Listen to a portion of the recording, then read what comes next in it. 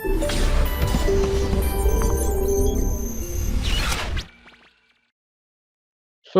dear students, a very good morning to all of you, and I welcome you on the platform of TransEG, Energy Transformation for GATE. So, आज हम लोग पढ़ने जा रहे हैं gate XC का पहला यूनिट, जो कि फूड केमिस्ट्री एंड न्यूट्रिशन का है। बेसिकली इसमें बहुत सारी चीजें हैं, कार्बोहाइड्रेट है, प्रोटीन है, लिपिड्स है, विटामिन्स है और इन सारे की फंक्शनल प्रॉपर्टीज है। तो इसको हम लोग स्टडी करेंगे। तो आज हम लोग पढ़ने जा रहे हैं कार्बोहाइड्रेट्स के बारे में कि व्हाट इज कार्बोहाइड्रेट्स। सो हम लोग को पता है कि carbohydrates is the main source of the energy, और मेन तीन जो मेन न्यूट्रिएंट्स होते हैं फूड के, कार्बोहाइड्रेट्स, प्रोटीन्स और लिपिड्स, उसमें सबसे ज्यादा इंपॉर्टेंट है ये एनर्जी के पर्सपेक्टिव से, short term energy, long term energy के पर्सपेक्टिव से। So body break down carbohydrate into glucose stored in the liver and muscle. अब यहाँ समझने वाली बात यह है कि एक तो लिवर की बात हो रही है, दूसरी मसल्स की बात हो रही है। जो भी हम लोग कार्बोहाइड्रेट्स लेते हैं वो शॉर्ट टर्म और लॉन्ग टर्म में स्टोर होता है। अगर जरूरत जल्दी होती है तो स्टोर लिवर में हो जाता है, और अगर ज्यादा है, अगर जरूरत कम है तो उसकी स्टोरेज मसल के में हो जाती है। तो यहाँ पर हमने क्लासिफिकेशन किया है कि types of carbohydrate, sugar, starches and fibre. ये तो एक बायोलॉजिकल क्लासिफिकेशन है कि क्या क्या हो सकते हैं, क्या क्या चीजें हैं इसमें। So this is the type of carbohydrates. Carbohydrates के टाइप हैं, शुगर्स हैं, स्टार्चेज हैं और फाइबर्स हैं। अब क्या है कि आज जो हम लोग प्रोसेस्ड फूड खा रहे हैं या जो भी कैंडीज होती है, ये सारी की सारी चीजों में हम लोग यूज करते हैं वो सिंपल शुगर होता है, उसको हम लोग शुगर बोल रहे हैं, जो कि क्विकली कन्वर्टेड इनटू एनर्जी, ये बहुत जल्दी एनर्जी में कन्वर्ट हो जाती है। तो ये शुगर्स हैं, basically found in cookies, candy, juices, soda etcetera. इन सारे चीजों में ये हमारे सिंपल शुगर पाए जाते हैं। अब स्टार्चेस की बात आती है। स्टार्च क्या होती है? ये लॉन्गर टाइम लेता है कन्वर्सन में, एनर्जी के कन्वर्सन में इसको कन्वर्ट करने के लिए लॉन्गर टाइम की जरूरत होती है। ये ब्रेड में, राइस में, वेजिटेबल में, पास्ता और एटसेट्रा, इन सारी चीजों में स्टार्चेस पाई जाती हैं।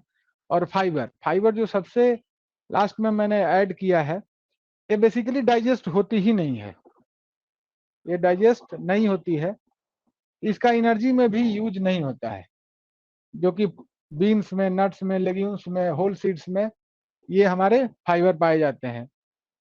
इसका कुछ मेडिकल वैल्यू भी होता है, तो आगे उसको हम लोग देखेंगे।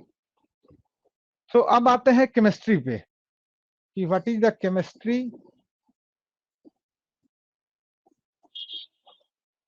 Chemistry of carbohydrates.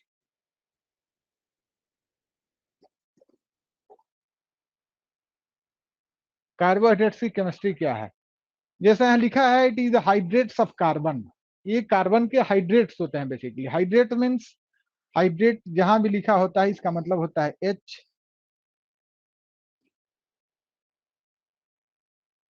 H2O। और कार्बन तो पता ही है आप लोगों को, तो कार्बन के हाइड्रेट्स को हम लोग कार्बोहाइड्रेट बोलते हैं। A carbon which contain a water molecule as a constituents of its compound is called hydrates of carbon. वैसा कोई भी कंपाउंड, कार्बन का कंपाउंड जिसका की कंस्टिट्यूएंट्स H2O हो, उसको हम लोग कार्बोहाइड्रेट बोलते हैं, इसलिए इसको हाइड्रेट्स ऑफ कार्बन भी कहा जाता है। इसका केमिकल फार्मूला होता है CnH2ON। N जो है नंबर ऑफ कार्बन की बात हो रही है और नंबर ऑफ वाटर की बात हो रही है। तो ये हमारा है केमिकल फार्मूला कार्बोहाइड्रेट का। सो अब हम लोग पढ़ेंगे biological classification of the carbohydrate. This is the biological classification. Biological classification of carbohydrate. देखिए आप लोग के सिलेबस में कार्बोहाइड्रेट को 3 पार्ट में बांटा गया है, जो कि मोनोसैकेराइड है, ओलिगोसैकेराइड है और ये लास्ट पॉलीसैकेराइड है। इन तीनों को हम लोग पढ़ेंगे। देखिए पिछले गेट के जितने भी एग्जाम्स हुए हैं एक्सी के, उसमें बहुत सारे क्वेश्चन इस सेक्शन से पूछे गए हैं, तो इसलिए इसको जानना बहुत जरूरी है, बहुत इंपॉर्टेंट है, क्योंकि इसमें जो क्वेश्चन आते हैं बेसिकली कंसेप्ट बेस्ड होते हैं और स्ट्रक्चर बेस्ड होते हैं, तो इसके स्ट्रक्चर पे हम लोग को ज्यादा फोकस करना है। यूजेस तो हम लोग आगे डिस्कस करते ही रहेंगे। तो आज हम लोग इस क्लास में केवल और केवल टारगेट कर रहे हैं मोनोसेक्राइड्स को, ताकि हम लोग एक एक चीज को जब टारगेट करेंगे इंडिविजुअली तो हम लोग को कंसेप्ट बेहतर होगा और हम लोग अच्छे से पढ़ेंगे। तो आज के क्लास में हम लोग पढ़ेंगे कि मोनोसेक्राइड है क्या, what is the monosaccharide, what is the structure of monosaccharide, what is the nomenclature of monosaccharide, and what is the example of monosaccharide, and finally function of the monosaccharide। तो आज के क्लास में हम लोग इनके बारे में डिस्कस करेंगे कि ये सारी चीजें क्या है। सो अब आते हैं व्हाट इज मोनोसेक्राइड। देखिए नाम से, किसी भी नाम को जब दिया जाता है तो उसके पीछे कुछ ना कुछ साइंटिफिक एक्सप्लेनेशन होती है, कुछ ना कुछ साइंटिफिक रेशनल होते हैं। तो जैसे इसमें दिखाया गया है कि दिस इज मोनोसेक्राइड। देखिए इसमें दो वर्ड है, पहला तो है मोनो और दूसरा है सैकराइड। मोनो मतलब तो आप सबको पता होता है, मोनो मीन्स होता है सिंगल, और सैकराइड्स का मतलब होता है सुगर। तो सिंगल सुगर जो होता है उसको हम लोग बोलते हैं मोनोसेक्राइड। अब बात आती है simple sugar means what, single sugar means what. So अब शुगर के बारे में हम स्ट्रक्चर देखेंगे तो बात करेंगे। बेसिकली ये पॉलीहाइड्रिक एल्डिहाइड्स एंड कीटोन्स होते हैं। ये थोड़ी केमिस्ट्री की बात है, मैं अभी एक्सप्लेन करूंगा। इसको हाइड्रोलाइज सिंपल कार्बोहाइड्रेट में नहीं किया जा सकता है। ये बात ध्यान रखने की है कि it cannot be hydrolysed into the simple carbohydrate. Okay, so अब बात आती है एल्डोज और कीटोज की, कि what is aldose and what is ketose. तो aldose aldose is made up from aldehyde.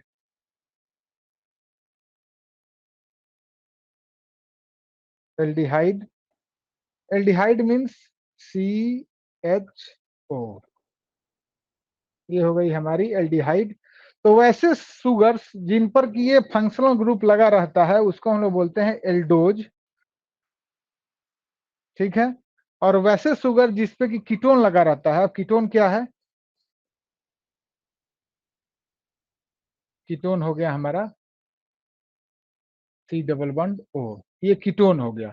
तो वैसे simple sugar which contain CO is called ketose, and the sugar which processes aldehyde mean CHO it is called aldose.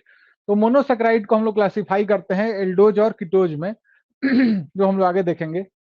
Aldose यहाँ हमने add भी किया है कि aldose the presence of aldehyde group at C1 position. ये ध्यान रखने की चीज है कि C1, और जहां कीटोज की बात आएगी वहां पर कीटोन ग्रुप का प्रेजेंस होगा हमारे C2 कार्बन पे। आगे जब हम लोग स्ट्रक्चर देखेंगे तो C1 और C2 की बात हम करेंगे कि C1 और C2 है क्या।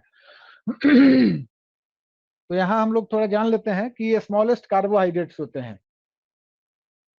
ये जो हम मोनोसेक्राइड्स की बात कर रहे हैं, these are the smallest carbohydrates.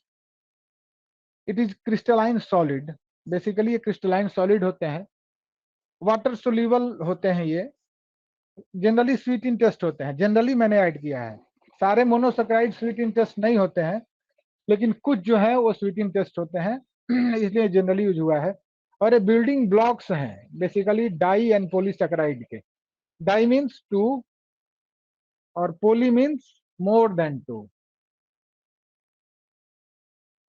तो ये बिल्डिंग ब्लॉक्स है, मोनोमेरिक यूनिट है बेसिकली डाई और पॉलीसेक्राइड के। तो आगे हम लोग देखते हैं अब स्ट्रक्चर ऑफ मोनोसेक्राइड। अब मोनोसेक्राइड का हम लोग स्ट्रक्चर देखेंगे। ये जो है एक प्रोजेक्शन बनाया हुआ है, 3D स्ट्रक्चर है इसका, 3D स्ट्रक्चर है। ये जो चीजें हैं सब कार्बन को डिनोट कर रही हैं, ये जो है ऑक्सीजन को कर रही हैं, नहीं सॉरी ये कार्बन को, आगे हम लोग देखेंगे ये ऑक्सीजन को, ये हाइड्रोजन को, ये डिनोट कर रही हैं। तो chemical formula of the must monosaccharide is CH2OX, where X is greater than smaller than और इक्वल टू 3। यहाँ हम लोग बात करेंगे, ये केमिकल फार्मूला हो गया। अब मोनोसेकेराइड को हम क्लासिफाइड कर सकते हैं नंबर ऑफ कार्बन एटम्स पे, कि कितने कार्बन एटम होंगे तो कौन सा मोनोसेकेराइड होगा। बेसिकली देखिए, यहाँ ट्राइओज जब होता है तो 3 कार्बन होते हैं, टेट्रोज जब होता है तो 4 कार्बन होते हैं, पेंटोज जो होता है तो 5 कार्बन होते हैं, hexose mean 6 carbon, heptose mean 7 carbon and so on. तो ऐसे ही नंबर ऑफ कार्बन जैसे जैसे बढ़ती जाएगी वैसे वैसे हमारे इसके नोमेनक्लेचर में चेंज होता जाएगा। अब बात करते हैं हम लोग लीनियर स्ट्रक्चर की। देखिए मैंने एग्जांपल के लिए यहाँ जैसे बात हुई थी कि नंबर ऑफ कार्बन क्या है, कितने नंबर ऑफ कार्बन, तो ये डी ग्लूकोज का स्ट्रक्चर है, ग्लूकोज का स्ट्रक्चर है बेसिकली। इसमें आप देख रहे हैं कि there are 6 carbon in the structure of glucose. देखिए यहाँ पर जैसे मैंने कहा था कि अगर इसको हम लोग केवल बात करें इस ग्रुप को, ठीक, तो ये ग्रुप क्या होगा, ये ग्रुप को हम ऐसे लिख सकते हैं ना, ऐसे, तो ये क्या हो गया, एल्डिहाइड।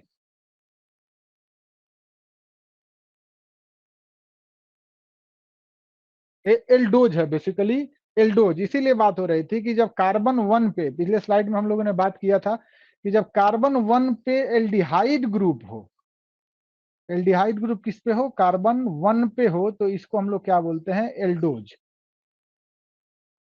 ठीक, तो ये समझ में आ गया होगा कि ये फर्स्ट कार्बन है, first carbon have aldehyde group that is called aldose sugar, और ये second carbon, third, fourth, fifth और सिक्स। तो ये ग्लूकोज जो है 6 कार्बन का होता है। आगे इसका डिटेल स्ट्रक्चर हम लोग देखेंगे, ओरिएंटेशन, हार्वर्ड प्रोजेक्शन क्या है।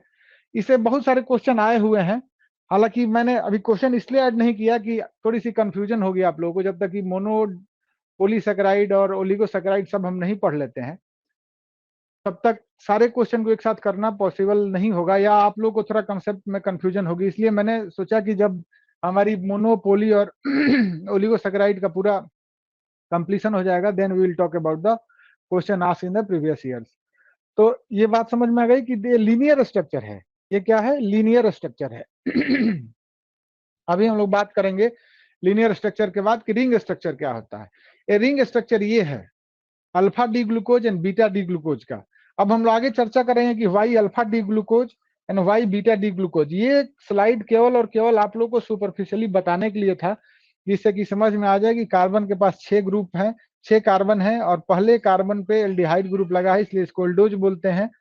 और ये हमारे अल्फा डी ग्लूकोज के स्ट्रक्चर है और बीटा डी ग्लूकोज का स्ट्रक्चर है। इसको हम लोग देखेंगे अल्फा डी और बीटा डी क्यों बोला गया। Basically orientation of hydroxyl group है, जब फर्स्ट कार्बन, इसी पर हम लोग डिसाइड करते हैं। देखिए यहाँ जहां पर 1 2 लिखा है, यहाँ पर केवल कार्बन है,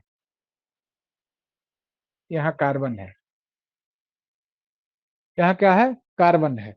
तो इस पर हम लोग first carbon, second carbon, third carbon, fourth carbon, fifth carbon, sixth carbon, यहाँ हम लोगों ने देखा कि 6 कार्बन है और यहाँ भी हमारे 6 कार्बन है। लेकिन ये लीनियर स्ट्रक्चर था इधर वाला, और वो हमारा रिंग स्ट्रक्चर है।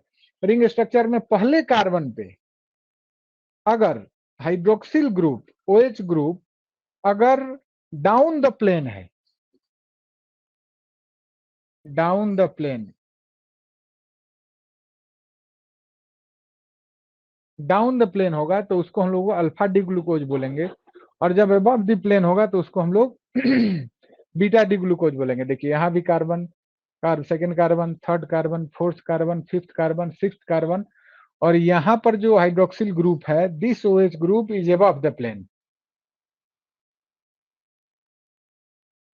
ये जो चीजें मैं बता रहा हूं ये बहुत इंपॉर्टेंट है, क्योंकि काफी सारे क्वेश्चन प्रीवियस ईयर में यहाँ से पूछे जा चुके हैं कि रिंग स्ट्रक्चर पे या बहुत सारे मोनोमेरिक यूनिट को जोड़ के उन्होंने बोला कि आप इसका नोमेनक्लेचर करके और एग्जैक्ट फार्मूला बताइए कि क्या फार्मूला है। तो इसको ध्यान देना जरूरी है, समझना जरूरी है, ताकि आगे कंफ्यूजन नहीं हो, क्योंकि इसके बेसिस पे हम लोग सारा का सारा कार्बोहाइड्रेट, उसका स्ट्रक्चर, फंक्शन, प्रॉपर्टी सब इन्हीं चीजों पे डिपेंड करती है। तो the concept should be crystal clear, इसमें कोई समस्या नहीं होनी चाहिए। अगर कुछ होता है कंफ्यूजन तो आप लोग पूछ सकते हैं या बोल सकते हैं। तो ये हमारा हो गया फर्स्ट कार्बन। याद रखना है फर्स्ट कार्बन पे presence of aldehyde group is called aldose sugar, और ये हमारा रिंग स्ट्रक्चर जब अबव द प्लेन होगा तो ये बीटा डी ग्लूकोज, जब डाउन द प्लेन होगा तो अल्फा डी ग्लूकोज। अब बात आती है, देखिए लीनियर स्ट्रक्चर। अब फिर वहां डी ग्लूकोज की बात हुई थी, यहाँ डी मैनोज की बात हो रही है। ठीक, अब ग्लूकोज मैनोज का स्ट्रक्चर में कुछ विशेष डिफरेंस नहीं है, there is a slight difference.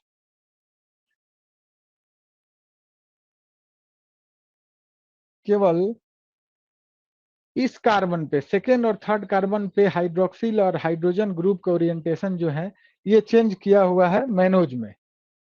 आप लोग इसको गौर से देखेंगे, देखिए सेकेंड और थर्ड कार्बन पे हाइड्रोजन और हाइड्रोक्सिल ग्रुप और हाइड्रोजन ग्रुप का ओरिएंटेशन जो है मैनोज में अलग है और ग्लूकोज में अलग था, ये बस चेंज है इसमें।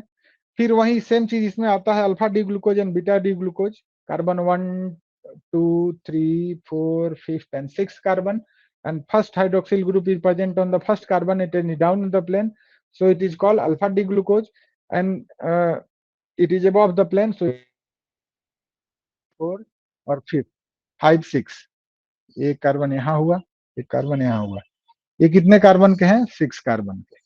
अब समझने वाली बात क्या है कि इनकी बेंडिंग कैसे होती है और ये कैसे रिंग स्ट्रक्चर बनते हैं।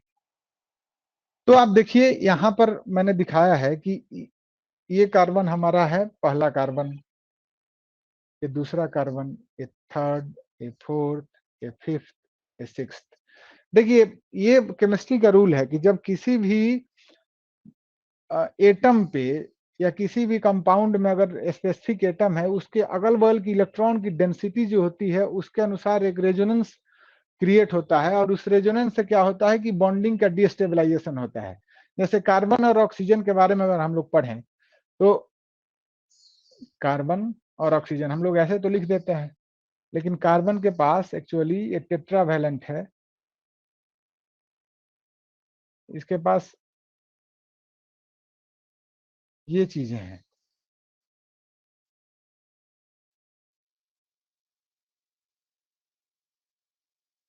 इसलिए इस स्ट्रक्चर को, यहाँ 2 इलेक्ट्रॉन की शेयरिंग हो रही है, इसलिए हम लोग ऐसा लिखते हैं। इसका मतलब कि यहाँ पर इलेक्ट्रॉन की डेंसिटी बहुत ज्यादा है एज कंपेयर टू जहाँ सिंगल बॉन्ड है, उसके रिस्पेक्ट में यहाँ पर इलेक्ट्रॉन की डेंसिटी ज्यादा है, इसलिए OH का यहाँ से एक अटैक होता है इस इस सेकंड नंबर पे कार्बन पे, जो हमारा फिफ्थ कार्बन पे जो OH लगा था, ये OH अटैक करेगा हमारे कहा, फर्स्ट सेकंड कार्बन के ऑक्सीजन पे यहाँ, और ये डिस्टेबलाइजेशन होता है, और फाइनली जो होता है ये कार्बन हमारा रिलीज हो जाता है, और यहाँ पर O जो है डबल बॉन्ड बना लेता है, एक तो इस कार्बन से और फिर इस कार्बन से, और ऐसे हमारा रिंग स्ट्रक्चर बन जाता है साइमल्टेनियसली। ये तो बात हो रही है हमारी अल्फा डी फ्रुक्टोफ्यूरानोज की, ये इस में गेट में क्वेश्चन आया हुआ है, मैं आगे डिस्कस करूंगा। वैसे जब मोनोसेक्राइड और सारा जब कार्बोहाइड्रेट हम लोग का तीनों टॉपिक मोनोपोली और ओलिगोसेक्राइड जब कंप्लीट होगा तो मैं सारे जो प्रीवियस ईयर के क्वेश्चन है उसको डिस्कस किया जाएगा। तो यहाँ पर अब बात आती है कि देखिए सेम कंडीशन यहाँ भी होता है, लेकिन यहाँ पर एक 5 रिंग कंपाउंड बनता है, याद रखना है 5 रिंग कंपाउंड और यहाँ 6 रिंग कंपाउंड।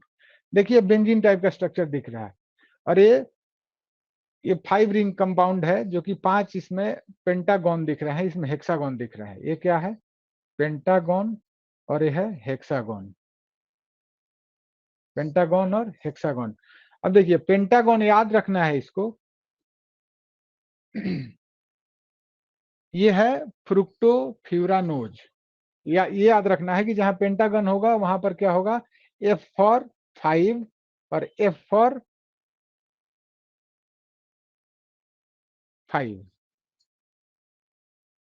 यहाँ पर फ्यूरानोज का इनिशिएशन किससे हुआ है? F से, और यहाँ पर कितने कार्बन है कि यहाँ पर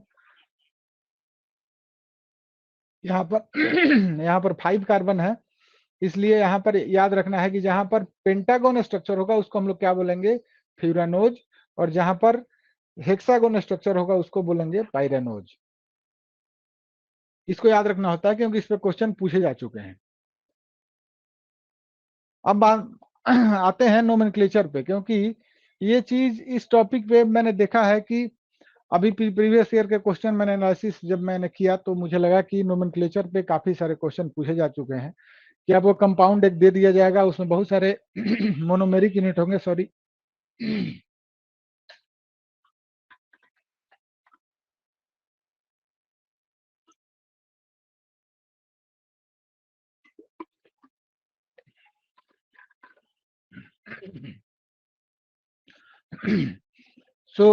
अब हम लोग आते हैं नोमेनक्लेचर कंसेप्ट पे कि कैसे हम लोग कार्बोहाइड्रेट को कैसे नोमेनक्लेचर उनका करते हैं, कैसे उनका नाम पता करते हैं। देखिए, for aldehyde and ketones the simple monosaccharide have 3 carbon atom. जो मोनोसैकेराइड है वहां हमने ऐड किया था कि मोनोसैकेराइड जो होगा वो या तो 3 से कम होगा या 3 के बराबर होगा कार्बन। तो सबसे जो छोटा मोनोसैकेराइड है वो एल्डोट्रायोज या कीटोट्रायोज है। देखिए यहाँ बात आ रही है किसकी, ट्रायोज की। Triose means what, 3। Triose means 3। और यहाँ बात हो रही है एल्डो की। Aldo means aldehyde. Aldehyde means CHO group, ठीक है, CHO ग्रुप। और ये कीटो मीन्स कीटोन ग्रुप। अब इस स्ट्रक्चर को आप गौर से देखिए, यहां पर आप देखेंगे कि जो फर्स्ट कार्बन है, फर्स्ट कार्बन पे क्या है, CHO। This is completely aldehyde group.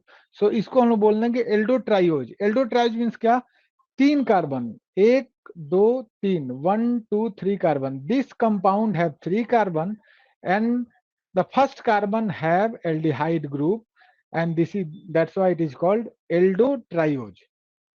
Clear. अब यहां आते हैं हम लोग डाईहाइड्रोक्सी एसीटोन में।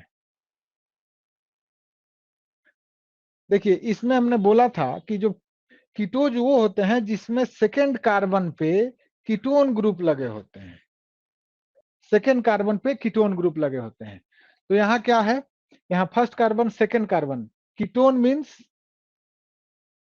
यही हो गया कीटोन। कीटोन, तो सेकेंड कार्बन पे कीटोन है इसलिए कीटो।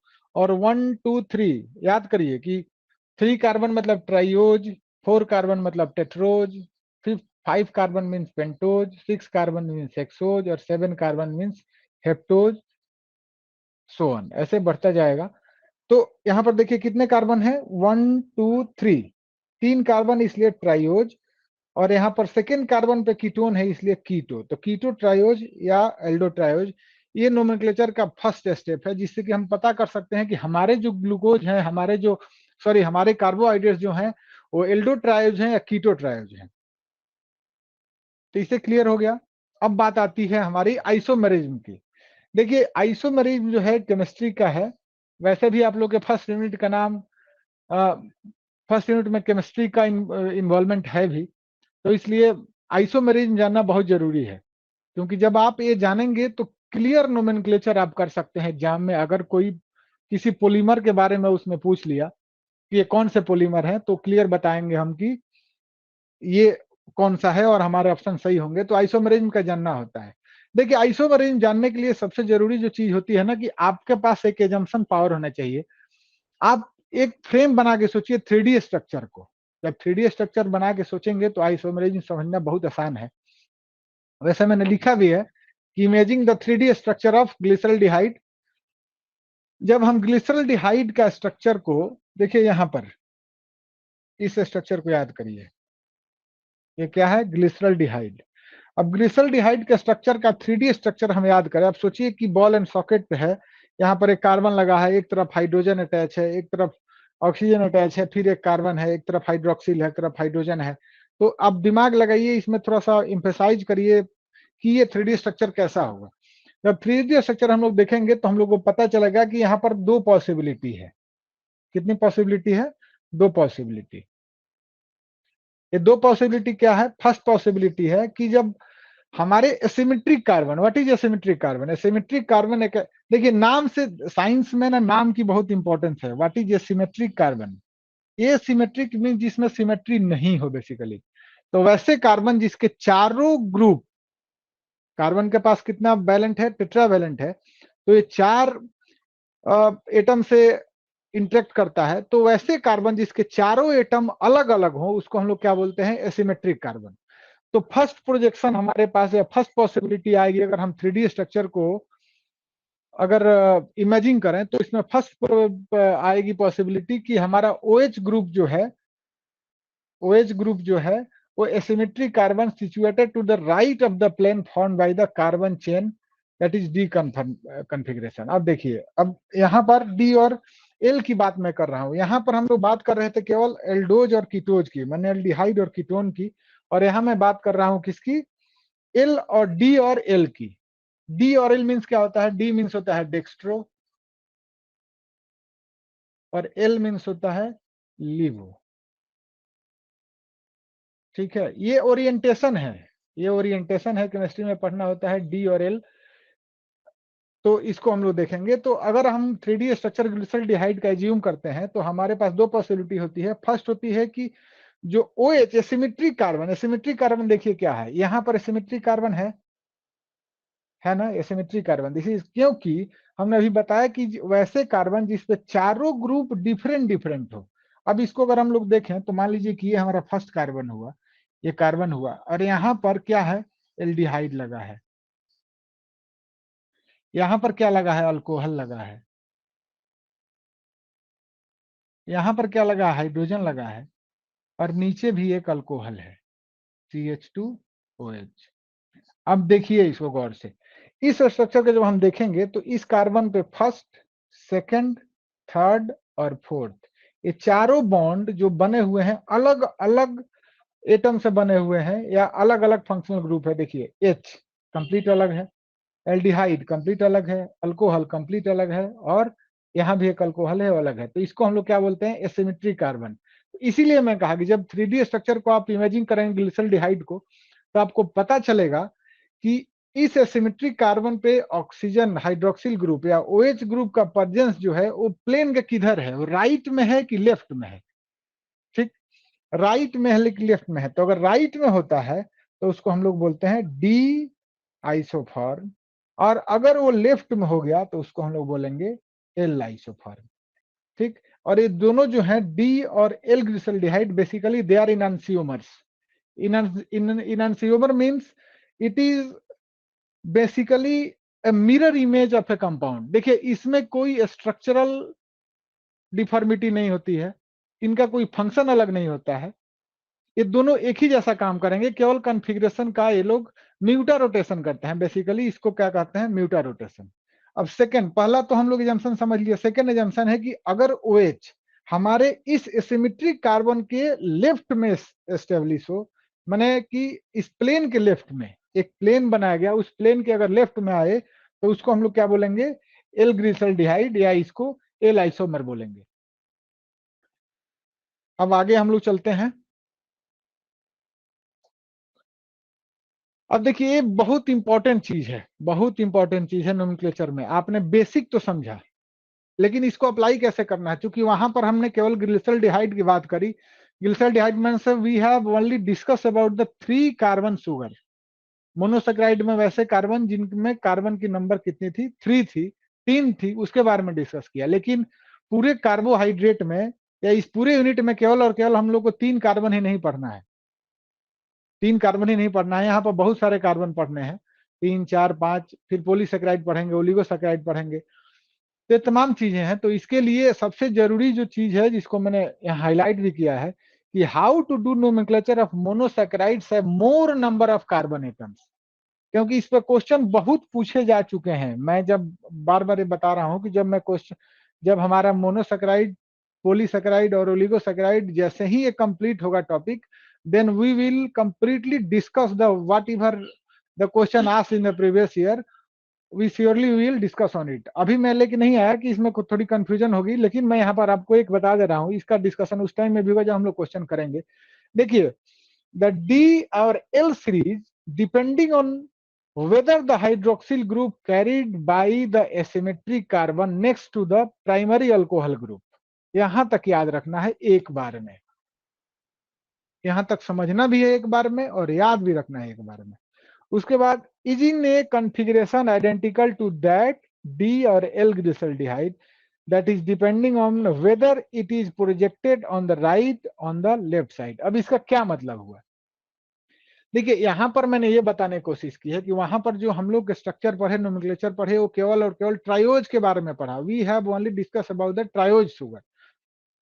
ठीक, ट्राइओ शुगर मतलब 3 कार्बन की एटम की बात हो रही है, लेकिन वैसे और क्या कर सकते हैं जब हमारे कार्बन एटम की संख्या बढ़ जाए, तब उसमें भी हमको कुछ कंसेप्ट लगाने होंगे। तो वहां पर सबसे जरूरी जो चीज होती है, एसिमेट्रिक कार्बन जो होता है, क्या होता है, एसिमेट्रिक कार्बन जो होता है वो प्राइमरी अल्कोहल जो उस पे लगा होता है वो फर्स्ट कार्बन से कितना दूर है, इस बात पर डिपेंड करता है कि उसका नोमेनक्लेचर कैसे होगा।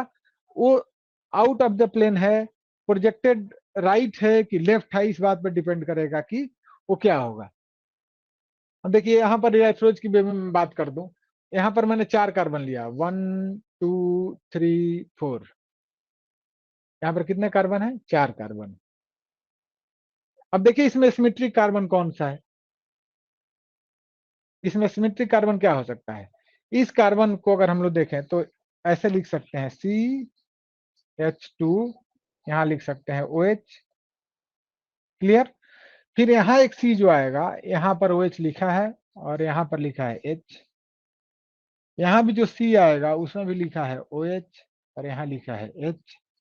और यहाँ पर जो C आएगा उसके तरफ एक तरफ है हमारा ऑक्सीजन और एक तरफ है हाइड्रोजन। अब सोचिए कि इसमें सिमेट्रिक कार्बन कौन सा है, इस स्ट्रक्चर में सिमेट्रिक कार्बन कौन सा होगा। ये तो नहीं होगा, क्योंकि इसके लेफ्ट और राइट में दोनों हाइड्रोजन है, जबकि सिमेट्रिक कार्बन का सबसे बड़ा प्रॉपर्टी क्या है, that carbon must have the 4 different groups attached. तो यहाँ पर दोनों हाइड्रोजन है, तो ये तो हो गया, ये तो होगा नहीं। अब बात आते हैं, अब इस पे आते हैं, ठीक है। अब इस पे अगर हम लोग देखें तो एक तरफ OH है, एक तरफ H है, ठीक। और एक तरफ हमारा क्या है, CH2OH। यहाँ पर इसको हम लोग इसको तो हटा दिए हैं, तो यहाँ पर लिख देंगे CH2OH ऐसे। और एक तरफ यहाँ क्या है, ये देखिए यहाँ पर देखिए क्या है, अगर इसको हम लोग गौर से देखें तो ये भी क्या हो सकता है, देखिए CH2O, ठीक है।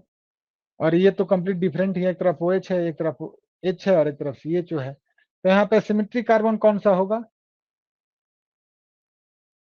ये और ये। देखिए यहाँ 2 सिमेट्रिक कार्बन है, इसीलिए मैंने इसको लिखा था कि द D और L series depending on whether the hydroxyl group carried by the symmetric carbon next to the primary alcohol group. अब प्राइमरी अल्कोहल ग्रुप को हमको समझना जरूरी। देखिए प्राइमरी अल्कोहल ग्रुप का मतलब होता है कि वैसा कार्बन का चेन जिसमें कि इनिशिएशन में ही अल्कोहल लगा रहता है, इसको हम लोग बोलते हैं प्राइमरी अल्कोहल। जब ये अल्कोहल दूसरे कार्बन पे लगा रहेगा, जब यहाँ लगा रहेगा, तो इसको हम लोग बोलते हैं सेकेंडरी अल्कोहल, ठीक। तो अब देखिए इसमें हमारा अल्कोहल तो है नहीं, यहाँ पर अल्कोहल है हमारा बेसिक, ये यहाँ जो चर्चा हो रही है। तो इसलिए अब इसके वैसे मोलिक्यूल्स और वैसे कंपाउंड जिसमें 4 से या 3 से अधिक कार्बन है, वहां पर हमको देखना होता है कि जो हाइड्रोक्सिल ग्रुप है हमारे कार्बन पे, वो प्राइमरी अल्कोहल से जो सबसे दूर है वो डी में है या एल ग्लिसरॉल्डिहाइड, जैसे किसे मैच कर रहा है, ठीक है। तब ये देखिए, अब डी ग्लिसरॉल्डिहाइड में ये जो हमारे OH जो है, वो अगर हम लोग पिछले स्लाइड की बात करें तो जब राइट साइड में होता है तो उसको हम लोग क्या बोलते हैं, डी। और जब लेफ्ट साइड में होता है उसको क्या बोलते हैं, एल। तो ये दोनों चीजें समझ में आ गई होंगी कि यहाँ पर जो हमारा अल्कोहल ग्रुप है प्राइमरी अल्कोहल, इससे दूर तो यही कार्बन है हमारे, इन पे जो हमारे हाइड्रोक्सिल ग्रुप है वो किधर है, और उनकी सिमिलरिटी डी ग्लिसरॉल्डिहाइड से मिल रही है कि एल ग्लिसरॉल्डिहाइड से मिल रही है, इस बात पर डिपेंड करता है कि उसका नोमेनक्लेचर क्या होगा। अब आते हैं हम लोग कुछ एग्जाम्पल समझते हैं कि देखिए एग्जाम्पल समझने से ये होगा ना कि जो कंसेप्ट हम लोग गेन कर रहे हैं ना उसको क्लियर किया जा सकता है, आप लोगों के दिमाग में वो चीजें बैठ जाएंगी and you can use those things in your examination, ठीक है। अब हम बात करते हैं एग्जाम्पल ऑफ एल्डो टेट्रोज की। एल्डो ट्रायोज हम लोगों ने पढ़ा, कीटो ट्रायोज हम लोगों ने पढ़ा, अब हम लोग क्या पढ़ रहे हैं, aldotetrose. Aldotetrose means, aldotetrose में aldo means aldehyde, means CHO group, और टेट्रोज मीन्स कितने कार्बन, 4। देखिए यहाँ पर 1 2 3 4, 4 कार्बन है, इसलिए इसको हम लोग टेट्रोज बोले। और यहाँ पर फर्स्ट कार्बन पे एल्डिहाइड ग्रुप लगा है, इसलिए हम लोग क्या बोलेंगे उसको, एल्डोटेट्रोज। ठीक, अब देखिए इसमें डी और एल का कॉन्फ़िगरेशन हम लोग पढ़ लेंगे। इसको थ्रियोज बोलते हैं बेसिकली। ये टेट्रोज शुगर है, मोनोसैकेराइड ही है और ये टेट्रोज शुगर है। तो यहाँ पर हम लोग थ्रियोज की बात कर रहे हैं। देखिए यहाँ पर क्या है कि हमारे हाइड्रोक्सिल ग्रुप जो है वो कहाँ है, राइट साइड में है। फंक्शनल ग्रुप वाला हमारा कहाँ है, फर्स्ट कार्बन। उससे सबसे दूर जो सिमेट्रिक कार्बन है OH किधर रख रहा है, राइट साइड में, इसलिए इसको हम लोग बोलेंगे डी थ्रियोज।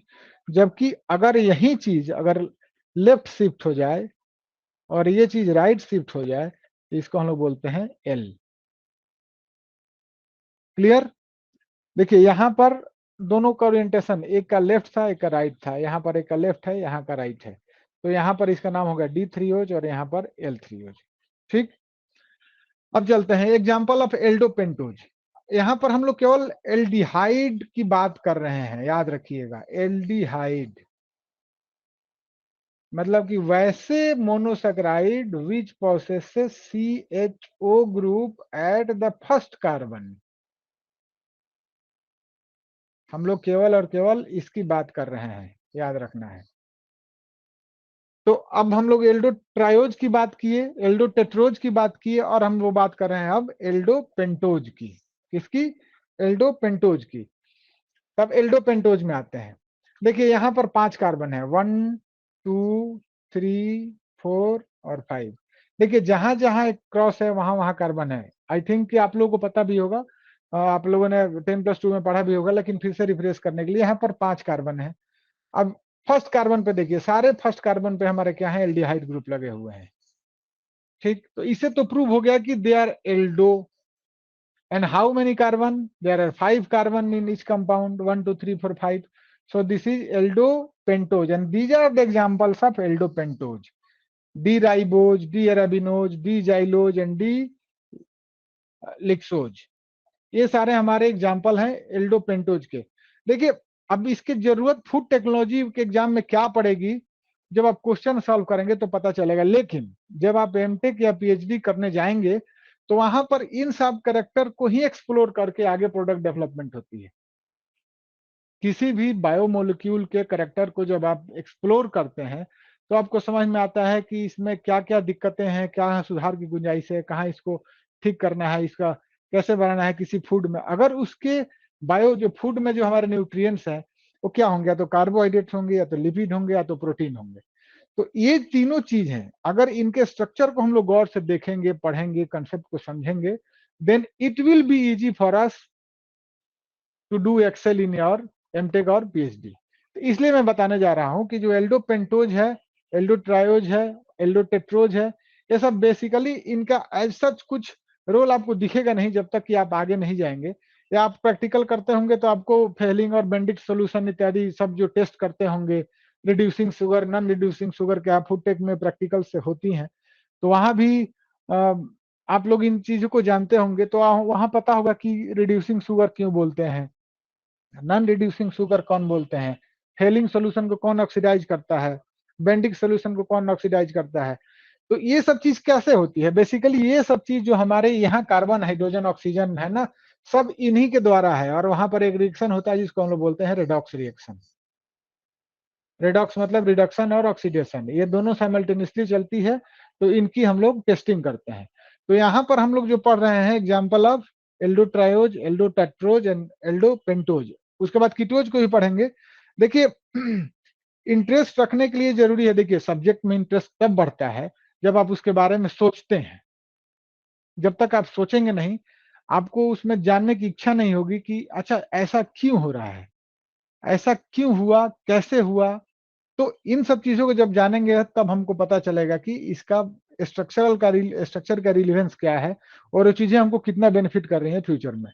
तो यहाँ पर हम लोग बात कर लिए एल्डोपेंटोज की, बता दिए कि इनमें एल्डिहाइड ग्रुप है और 5 कार्बन है, तो ये हमारे एल्डोपेंटोज हो गए। अब देखिए इन्हीं का ये अब एल फॉर्म है। देखिए यहाँ जो हाईलाइट मैंने किया हाइड्रोक्सिल ग्रुप को, यहाँ पर जो हाइड्रोक्सिल ग्रुप को हमने क्या किया है, हाईलाइट किया है चारों में। अब देखिए जो हमने पिछले स्लाइड में बताया था कि इस फर्स्ट कार्बन पे जो हमारे अल्कोहल है उसे डिस्टेंटली मैंने सबसे दूर वाला जो सिमेट्रिक कार्बन है उस पर OH का ओरिएंटेशन किधर है। अब समझ में आ गया होगा कि इस स्लाइड में मैंने क्या बताया था। पिछले स्लाइड में मैंने क्या बताया था, ये वाला यहाँ मैंने लिखा था ना, द D और L series depending on whether the hydroxyl group carried by the symmetric carbon next to the primary alcohol group।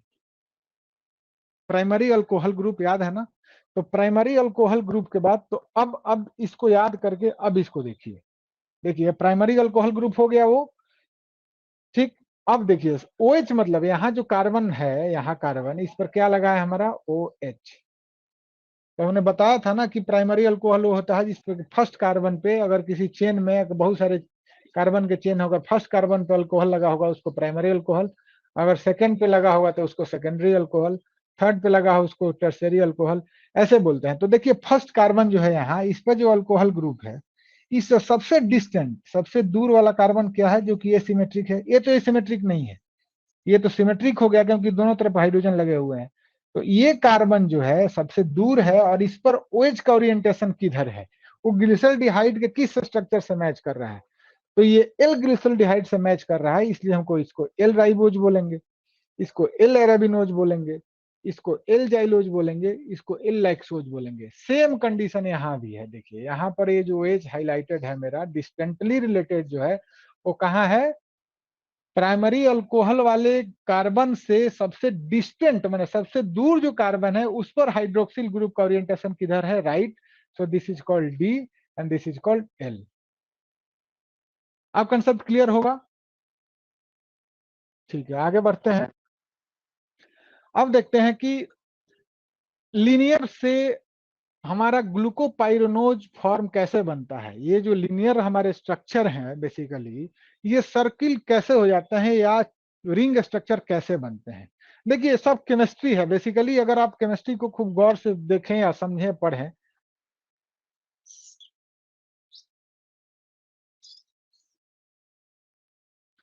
तो केमिस्ट्री क्या है। देखिए जब हम लोग किसी भी एटम के बारे में पढ़ते हैं, मैंने सबसे फर्स्ट क्लास में कहा था ना कि किसी भी चीज को सीखने के लिए you have to think about the basic concept, ठीक।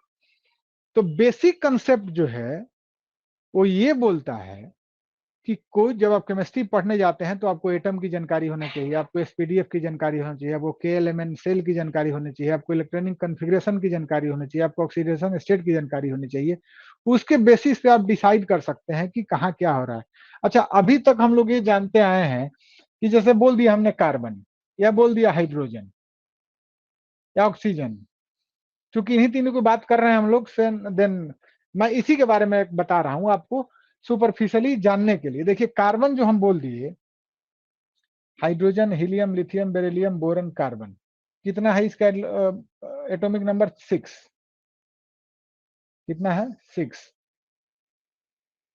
मैं इस स्ट्रक्चर की बात मैं बता रहा हूं आपको, अगर ये कंसेप्ट आप समझ गए तो ये स्ट्रक्चर क्या आपको दुनिया का कोई भी केमिस्ट्री का स्ट्रक्चर आसान लगेगा और आप समझ पाएंगे कि कहाँ क्या हो रहा है। तो कार्बन के पास कार्बन का एटॉमिक नंबर कितना 6। तो अगर इलेक्ट्रॉनिक कॉन्फ़िगरेशन इसका लिखे तो हम लोग क्या लिखेंगे 1s2 2s2 और 2p2, ठीक है।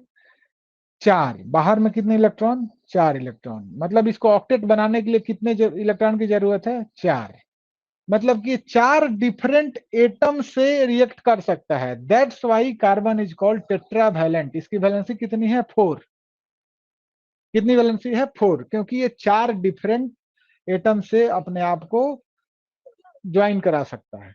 तो अब हम लोग कह रहे हैं कि कार्बन के न्यूक्लियस में पॉजिटिव चार्ज है और इसके बाहर इलेक्ट्रॉन मूव कर रहे हैं। ये क्या है आखिर, ये है क्या। ऐसे सुपरफिशियली हम लोग यही पढ़ते हैं कि इलेक्ट्रॉन मूव कर रहे हैं, तो क्यों मूव कर रहे हैं, उसी पार्टिकुलर रीजन में क्यों मूव कर रहे हैं, वो बाहर क्यों नहीं चले जा रहे हैं या न्यूक्लियस में क्यों नहीं टकरा जा रहे हैं। तो एक तो चीज है ये, हम लोग जानते हैं कि यहाँ पॉजिटिव चार्ज है और इलेक्ट्रॉन पे नेगेटिव चार्ज है, तो दोनों में एक इलेक्ट्रोस्टैटिक इंटरेक्शन होता है। उसके चलते इनके पास एक अपना इलेक्ट्रोमैग्नेटिक फील्ड होता है जिसके अलोंग इलेक्ट्रॉन की रिवॉल्विंग होती है, ठीक है। अब यहाँ पर बात हम लोग करते हैं एसपीडीएफ की, जो हमने लिखा था। एसपीडीएफ है क्या? एक्चुअली ये इलेक्ट्रॉन का ओरिएंटेशन होता है कि इलेक्ट्रॉन जो है हमारे एक्स एक्सिस में रिवॉल्व कर रहा है, वाई एक्सिस में कर रहा है कि जेड एक्सिस पे कर रहा है। तो revolving around the nucleus in which orientation, ये डिफाइन करता है हमारा एसपीडीएफ ब्लॉक को। खैर, तो ये समझ में आ गया। अब देखिए इलेक्ट्रॉन का यही रिवॉल्विंग जो करेक्टर है, इसी रिवॉल्विंग करेक्टर से वो किसी लीनियर स्ट्रक्चर से अपने आप को रिंग स्ट्रक्चर में कन्वर्ट करता है, या पाइरोनोज फॉर्म में, या फ्यूरानोज फॉर्म में, एल्डिहाइड फॉर्म में, या कीटोज फॉर्म में अपने आप को करता है। केवल और केवल इलेक्ट्रॉन की डेंसिटी और फंक्शनल ग्रुप का क्या रिएक्शन है, इसके बेसिस पर ही इसका स्ट्रक्चरल डिटर्मिनेशन होता है। तो अब देखिए यहाँ पर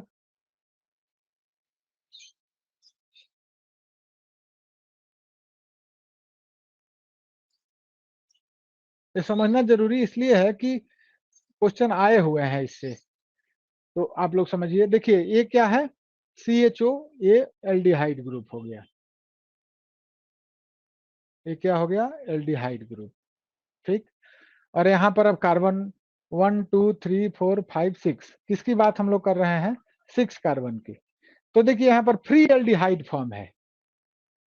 यहाँ पर क्या है? Free aldehyde form. याद रखिएगा, CHO मतलब क्या हो गया?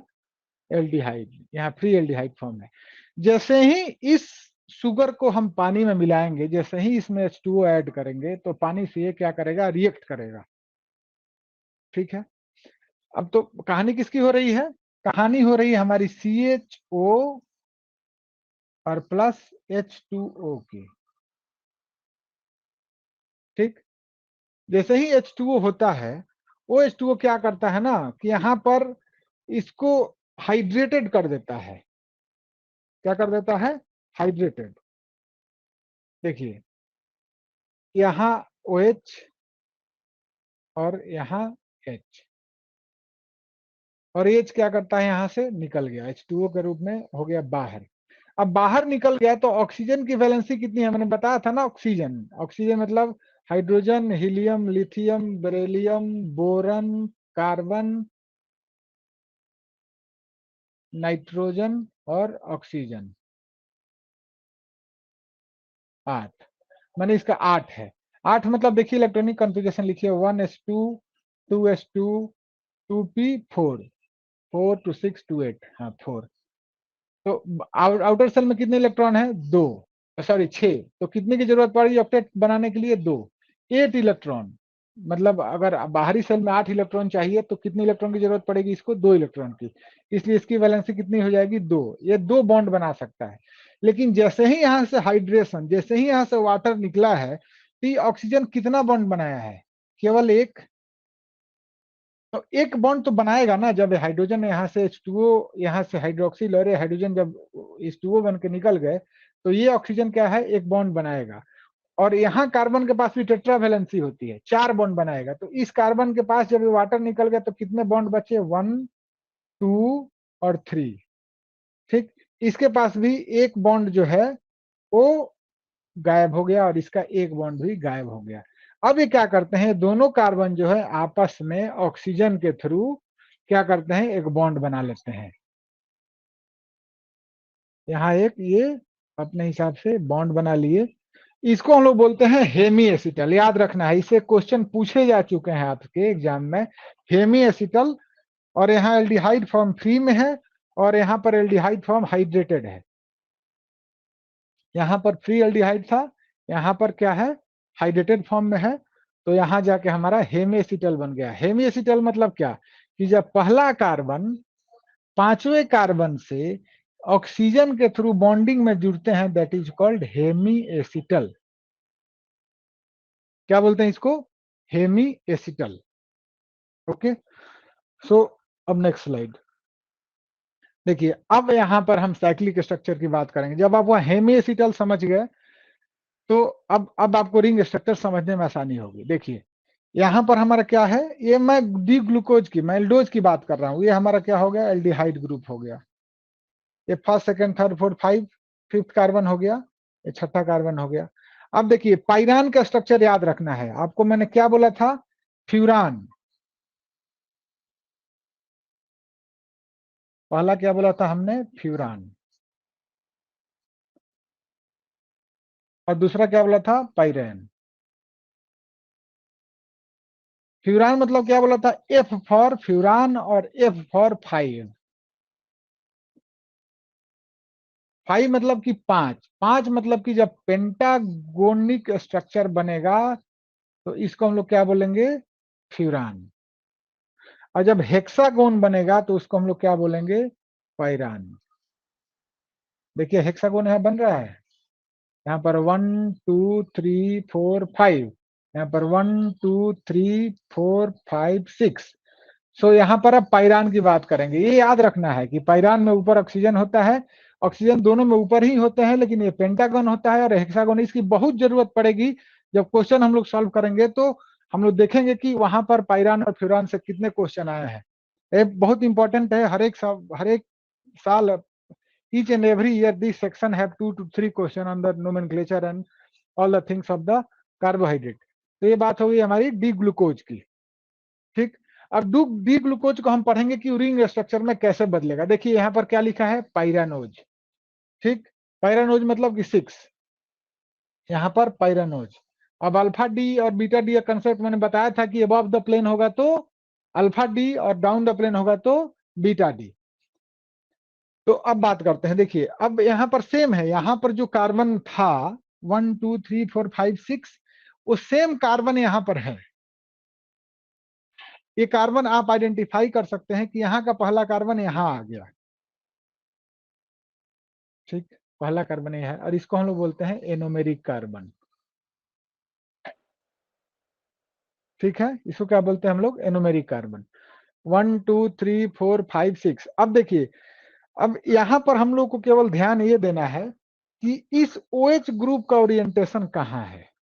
इसके बेसिस पर डिसाइड होता है कि ये अबव द प्लेन है कि बिलो द प्लेन है। अबव द प्लेन है कि बिलो द प्लेन है। ओके, देखिए याद रखना है कि जब कोई भी स्ट्रक्चर, रिंग स्ट्रक्चर बनता है तो हम वैसे हाइड्रोक्सिल ग्रुप जो कि एनोमेरिक कार्बन पे हैं, जो कि एनोमेरिक कार्बन पे है, केवल और केवल हम उसको डिस्कस करते हैं कि एनोमेरिक कार्बन पे जो हाइड्रोक्सिल ग्रुप है वो किधर है, अबव द प्लेन है कि बिलो द प्लेन है। ठीक, यहाँ पर देख लीजिए फर्स्ट कार्बन जो है एनोमेरिक कार्बन है, तो यहाँ पर hydroxyl group down the plane है, और यहाँ पर एनोमेरिक कार्बन फर्स्ट है, यहाँ पर क्या है? Anomeric carbon. यहाँ पर hydroxyl group above the plane है, तो अबव द प्लेन होगा उसको हम लोग बोलेंगे pyranose, sorry beta D glucose, glucopyranose. और जब डाउन द प्लेन होगा तो उसको बोलेंगे अल्फा डी ग्लूकोपाइरानोज। ये पूछा गया सवाल, जब हम लोग आगे करेंगे वो देखेंगे। सो अब कीटोज की बात आती है। देखिए बहुत लेंदी करने का कोई मतलब नहीं है, इसलिए मैंने कीटोज को समराइज किया है। Will discuss this thing about कीटोज and all the structure in the next class.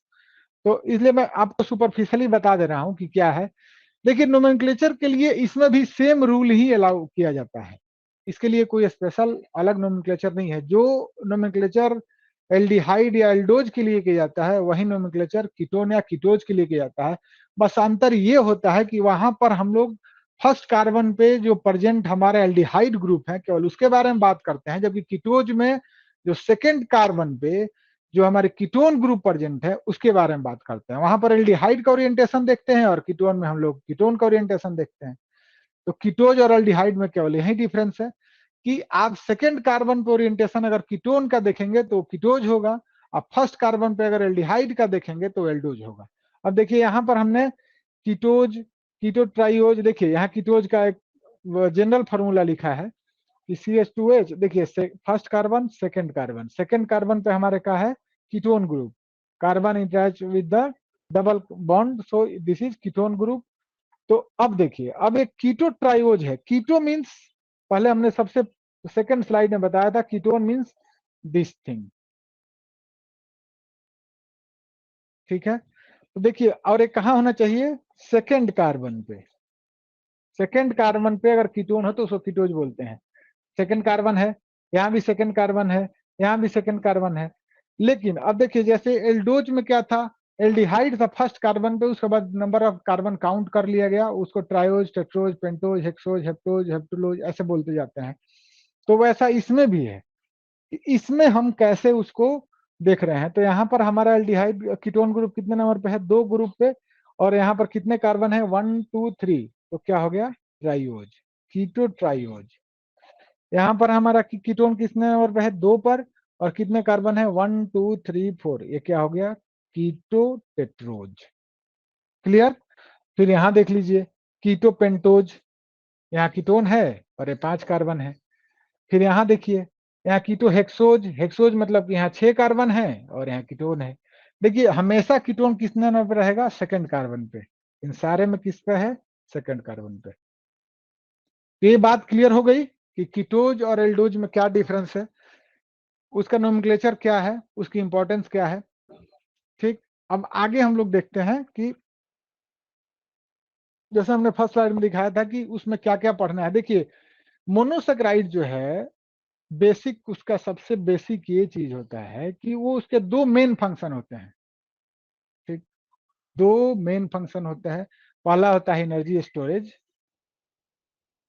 Energy storage means what, energy storage means कि जो हम लोग फूड में लेते हैं उसमें डिफरेंट टाइप ऑफ कार्बोहाइड्रेट होते हैं, कुछ मोनोसेक्राइड, कुछ डाइसेक्राइड, कुछ पॉलीसेक्राइड, ओलिगोसेक्राइड, बहुत सारे सेक्राइड्स होते हैं। सेक्राइड मीन्स क्या होता है, शुगर, बताया था मैंने। सिंपल शुगर मतलब मोनोसेक्राइड। तो ये जो मोनोसेक्राइड है ना, वो हमारे बॉडी के लिए सबसे इंपॉर्टेंट एनर्जी के स्टोरेज है।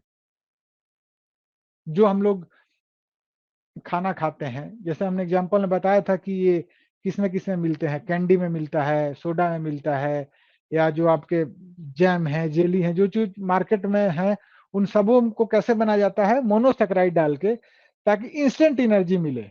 आप लोगों ने सुना होगा ना कि किसी को अगर किसी का शुगर डाउन होता है तो उसको बोलते हैं इसको तुरंत कोई चॉकलेट खिला दो। ठीक, डायबिटीज में अगर शुगर डाउन हुआ, इसका मतलब कि उसके पास शुगर की कमी हो रही है, तो शुगर आप अगर उसको पॉलीसैकेराइड देंगे, ओलिगोसैकेराइड देंगे, तो उनके ब्रेकडाउन में टाइम लगेगा।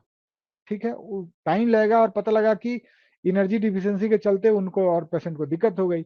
इसीलिए हम लोग कहते हैं कि किसी को अगर डायबिटीज है, उसको शुगर लेवल कम हो गया अचानक, तो उसको तुरंत आप या तो शुगर दे दीजिए, और नहीं तो आप ये कोई कैंडी दे दीजिए, कोई चॉकलेट दे दीजिए, कोई टॉफी दे दीजिए। तो यहाँ पर एनर्जी की स्टोरेज, क्योंकि वो इंस्टेंट एनर्जी प्रोड्यूस करता है। ठीक है, उसको देखिए, वो सबसे सिंपल शुगर है। मोनोसेक्राइड मीन्स क्या, सिंपल शुगर। हम लोगों ने सबसे पहले ही डिस्कस किया था कि monosaccharide is the simple sugar. तो सिंपल शुगर मीन्स क्या, कि जिसको अब तोड़ा नहीं जा सकता, अब उसको छोटे छोटे शुगर्स में तोड़ नहीं सकते, वो जो है खुद ही सिंपल शुगर है। तो जो वो अगर हम किसी उस पेशेंट को देते हैं तो वहां पर एनर्जी उसको इंस्टेंट मिलेगी। और ये दूसरा इंपॉर्टेंट चीज है कि वो building block of complex sugar that are used as a structural elements. देखिए यहाँ पर 2 बातें छुपी हुई हैं। पहली बात कि ये मोनोमेरिक यूनिट है। क्या है, मोनोमेरिक। मोनोसेक्राइड क्या है, मोनोमेरिक यूनिट है। किसके लिए, कॉम्प्लेक्स शुगर के लिए। मतलब कि जब 2 मोनोसेक्राइड मिलेंगे तो डाइसेक्राइड हो जाएगा, जब 3 मिलेंगे तो ट्राइसेक्राइड हो जाएगा, 4 मिलेंगे तो टेट्रासेक्राइड हो जाएगा। ऐसे ऐसे 2 4 5 10 बहुत सारे मिलते रहते हैं। स्टार्च है, फाइबर है, सब हम लोग पढ़ेंगे। आपके कार्बोहाइड्रेट के सिलेबस में सारी चीजें हैं। सबका स्ट्रक्चर, सबका क्लासिफिकेशन, सबका कैरेक्टरिस्टिक, जो जो सिलेबस में है सब हम लोग कवर करेंगे।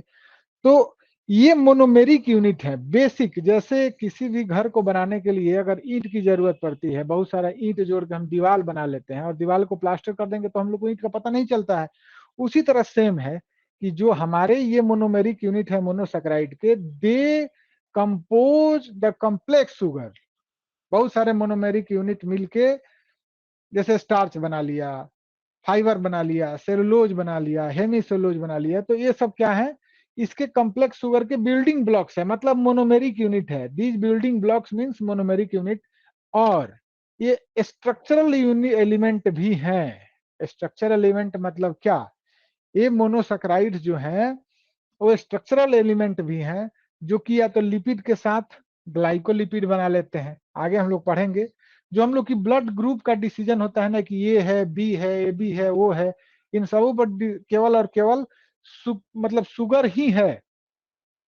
ठीक, वो शुगर जो कि कोई शुगर लिपिड से ज्वाइंट रहता है, कोई प्रोटीन से ज्वाइंट रहता है, किसी को ग्लाइको प्रोटीन बोलते हैं, किसी को प्रोटियोग्लाइकन्स बोलते हैं, ठीक। तो ऐसी चीजें हैं, तो इनको हम लोग आगे पढ़ेंगे, देखेंगे, समझेंगे। तो ये स्ट्रक्चरल एलिमेंट की तरह भी यूज होता है। तो ये है एक फाइनल कि मोनोसैकेराइड क्या है कार्बोहाइड्रेट का। तो ये स्ट्रक्चर हम लोगों ने आज पढ़ा, देखा, समझा। तो आज के क्लास में हम लोगों ने यही समझा कि मोनोसैकेराइड क्या है, उसका स्ट्रक्चर क्या है, उसका नोमेनक्लेचर क्या है, उसका यूज क्या है, कहाँ कहाँ वो पाए जाते हैं, उनका और परफॉर्मेंस क्या है, रोल क्या है, फंक्शन क्या है, बेसिक चीजें हम लोगों ने जानी है। अब आने वाले क्लास में we will discuss about ketose. अभी हम लोगों ने एल्डोज के बारे में बात करी, और हम लोग अब कीटोज के बारे में बात करेंगे अगले स्लाइड में, अगले प्रेजेंटेशन में, अगले क्लास में। उसके बाद जो है हम लोग आगे धीरे धीरे बढ़ेंगे। सो ये हमारी आज की क्लास ओवर हुई। तो आप लोग इसको देखेंगे, समझेंगे, और हम लोग will try to share the slides, and shortly we are also going to work on the notes preparation. And I hope you enjoy the classes, and TransAG platform is always welcome you. Thank you very much.